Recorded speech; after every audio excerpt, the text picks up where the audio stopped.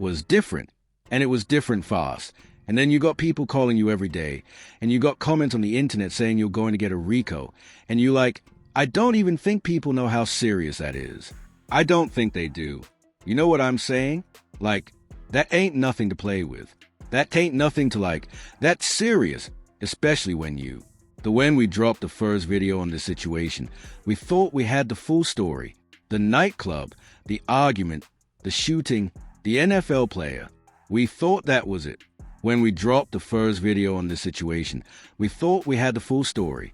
The nightclub, the argument, the shooting, the NFL player. We thought that was it. We were wrong. Because since that video dropped, new details have come out that completely changed the scope of what we're dealing with. Details from the actual police report, forensic evidence, witness statements that the news didn't air, and then, on top of all of that, word started spreading through the streets about exactly who Keion White is connected to, and what that means for Lil Baby's situation going forward. I'm going to say this once, and I'm going to say it clearly.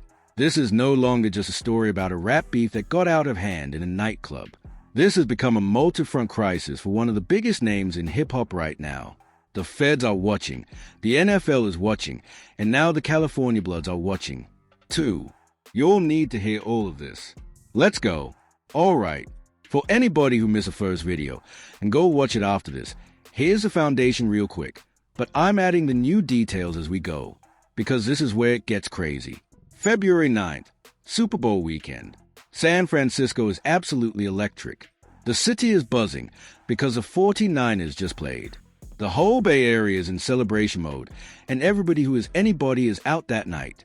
Keion White, defensive end for the 49ers, decides to host a private post-Super Bowl party.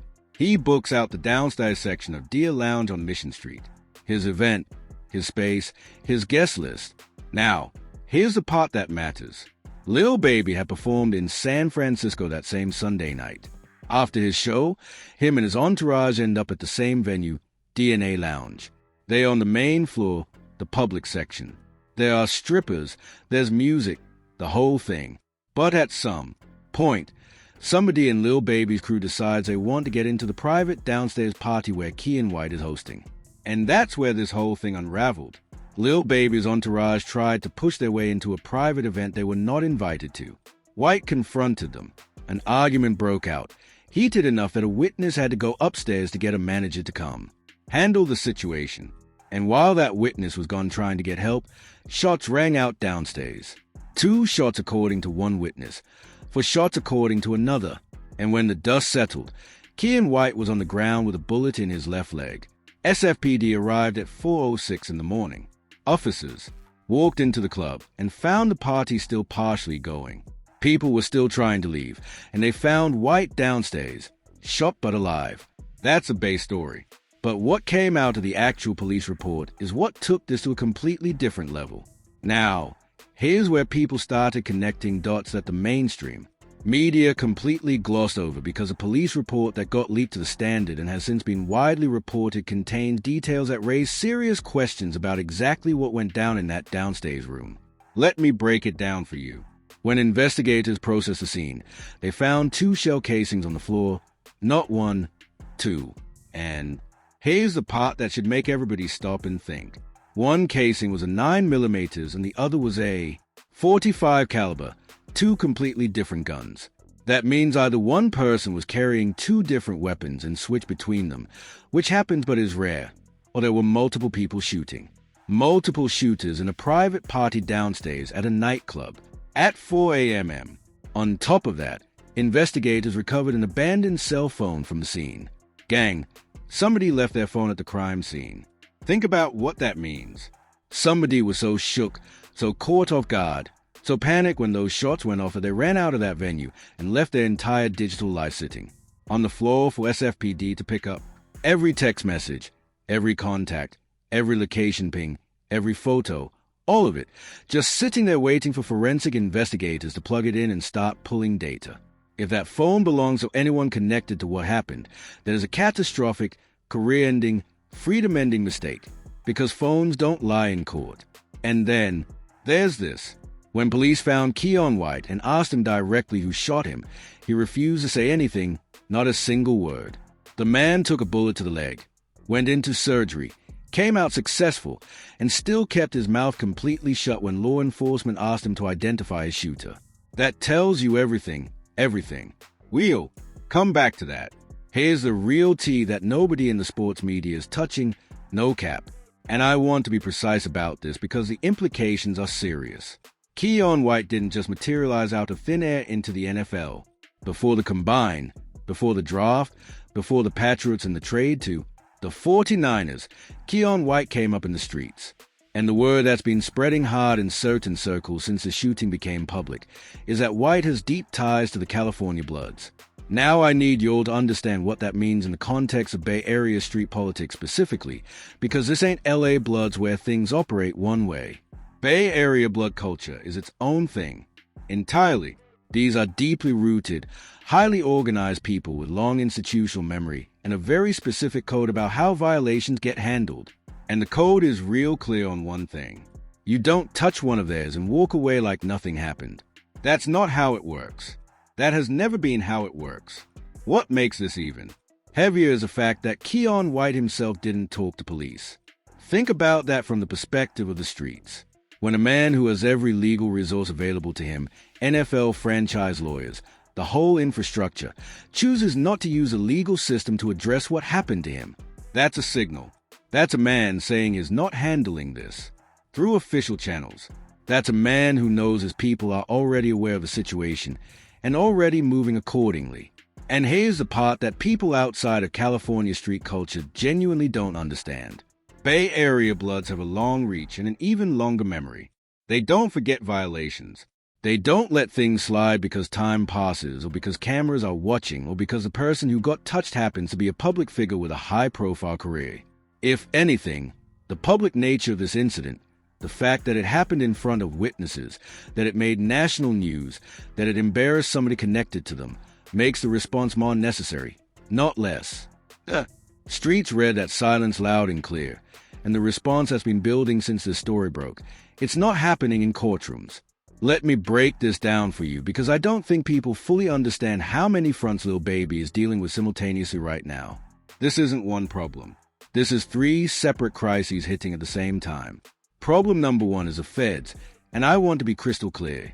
Lil Baby has not been charged with anything. He is a free man. But the federal heat that's been building around him for the past couple of years did not just disappear because he changed his label name from 4 Power Factors to Glass Window.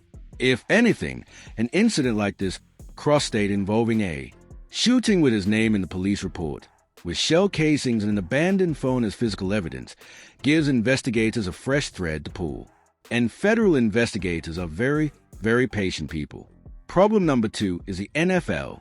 The San Francisco 49ers had one of their players shot during Super Bowl weekend in their own market. The league office is not sitting back and letting this resolve itself quietly. There are internal investigations happening right now, security audits, conversations at the ownership level about what happened and why. The NFL protects its product and its players, and this type of incident generates the kind of attention the league absolutely does not want. Watch how the 49ers front office moves over the next few months because their response to this will be very telling. Problem number 3, and this is the one that should genuinely be keeping Lil Baby up at night, is the streets. Specifically, California streets.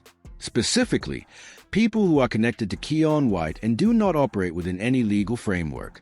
Here's the thing about Bay Area street politics that outsiders consistently underestimate. Atlanta fame doesn't travel the same way out west. Being Lil Baby in Atlanta means something specific. Being Lil Baby in San Francisco means you're a celebrity who just violated somebody's space and put a bullet in somebody's leg. Those are 2 very different things. And the people around Keion White are not impressed by streams or Grammys. But here's where it gets crazy because when you really analyze the situation top to bottom, the root of everything, the argument, the shooting, the whole chain of events, traces back to one thing. The entourage. Lil Baby did not book the A-Lounge. Lil Baby did not invite himself to Keion White's private party. From everything that's come out, the escalation started when people in his crew, his entourage, decided that being next to a big name gave them unlimited access. Decided that they could push into a space they weren't invited into. decided that a celebrity was a passkey for any door in any building. And that mindset is what put a man in surgery. Now, let me be real about something because this is important. Lil Baby has clearly been making moves to clean up his situation for a while. The 4 Power Factors rebrand at Glass Window wasn't random. That was calculated. Quietly stepping back from certain people in his circle. That was calculated. He's been reading the room and trying to position himself smarter. Real talk, that shows more self-awareness than a lot of people in his position ever demonstrate. But the fatal flaw that this situation exposed in brutal fashion. You cannot rebrand your label and cut off 2 or 3 people and think you've solved the problem. The problem isn't 1 or 2 individuals. The problem is a culture within the entourage that hasn't changed. A culture where the name is used as a weapon to demand access. A culture where 15 or 20 people roll together and think that number plus that name means rules don't apply to them. You've got to swap out the entire way of moving, not just the faces. The whole operating system. Because right now, every time Lil Baby walks into a room, he's not just walking in with his reputation on the line, he's walking in with the behavior of every single person in his crew on the line, and he cannot control what he doesn't correct. Now, let me zoom out even further because this situation doesn't exist in isolation. And if you've been following the landscape of federal prosecution around Atlanta rap over the last few years, what's happening right now should set off alarm bells. Fulton County, Georgia, the same prosecutorial environment that built the YSL RICO case. The case that went after Young Thug's entire world, used rap lyrics as evidence, pulled in multiple people from the same cultural ecosystem, and showed in real time exactly how far federal prosecutors are willing to go when they decide to build a case around a hip-hop network. Lil Baby comes from the same city, the same era, the same cultural DNA as everyone who got swept up in that wave. His name has circulated in those conversations for years, and every single incident that adds his name to a police report, every shell casing, every witness statement, every surveillance clip, is another potential thread in a potential federal tapestry. What people don't fully appreciate is that RICO cases aren't built overnight. They are built over years. Investigators collect incidents, collect associations, collect patterns, and then one day, the indictment drops and everybody acts shocked, even though the signs were there the whole time. And the Lil Durk situation is playing out in real time right now, and it should be a wake-up call for everybody watching. The federal government has demonstrated over and over again that it does not care how many Grammys you have or how many Billboard #1s are on your resume. When they decide to come, they come heavy. And here's the part that stings most. If Lil Baby catches charges related to this or anything connected to it, the industry eats. His label keeps his catalog. His music keeps generating revenue. His contract has clauses that protect the label even if the artist ends up incarcerated. The industry has a documented history of profiting from the downfall of the very artists they claim to support. They are not motivated to tell him the truth about his situation, but I will. Let me come back to something because I don't think we fully unpack what Keon White not talking to police actually means in the context of everything we just broke down. This man was shot in his own private party by someone connected to an entourage that forced their way into his space. He went into surgery. He came out, and when SFPD asked him directly to identify who shot him, he said nothing. Now, if you look at that purely from the outside, you might think he's just being cautious. Maybe he didn't see who did it clearly. Maybe his lawyers told him to stay quiet. Sure, all of that is possible, but the streets read that silence completely differently. In the culture that Keon White comes from, not talking to police after you've been violated isn't weakness. It's a declaration. It's saying the legal system is not the mechanism through which this gets resolved. It's telling your people that the channel is open and the matter is in their hands now. And his people heard that loud and clear. The California Bloods connected to White are not waiting on a police report. They are not waiting on an arrest. They are not waiting on a press conference. They've been moving since the night it happened. And the question of what that response looks like when it surfaces, where it surfaces, and how it affects everyone involved is something Lil Baby and his camp better be taking extremely seriously right now. You got lucky in San Francisco. Real talk. You ran into the one individual who was disciplined enough and connected enough to handle it through proper channels on his end. But luck has an expiration date, and the Super Bowl is in Los Angeles next year. Here's where I leave y'all, and I need everybody to really sit with this because the implications go beyond just Lil Baby. What we are watching unfold in real time is a consequence of existing in the space between two worlds without fully committing to either one. Lil Baby is a Grammy-winning Billboard charting, generational talent. He has every resource, every opportunity, every platform available to build something that lasts for decades. But as long as the entourage moves like the streets and he moves like a superstar, there will always be nights like February 9th. Nights where the gap between who he's trying to be and how his people still operate creates a collision that he can't control and can't walk away from clean. Three fronts. The feds building patience, the NFL watching closely, and California bloods who take violations personally and don't resolve them in courtrooms. Any one of those three fronts alone would be enough to derail a career. All three at the same time? That's a situation that demands immediate, serious action, not a label, rebrand, and a couple of quiet unfollows on Instagram. No timetable has been given for when Kayvon White returns to the field. The investigation is still ongoing. No suspect have been named, but the absence of official resolution does not mean nothing is happening. It means a resolution is happening somewhere else. If I'm Lil Baby right now, I'm not just thinking about who to cut from the squad.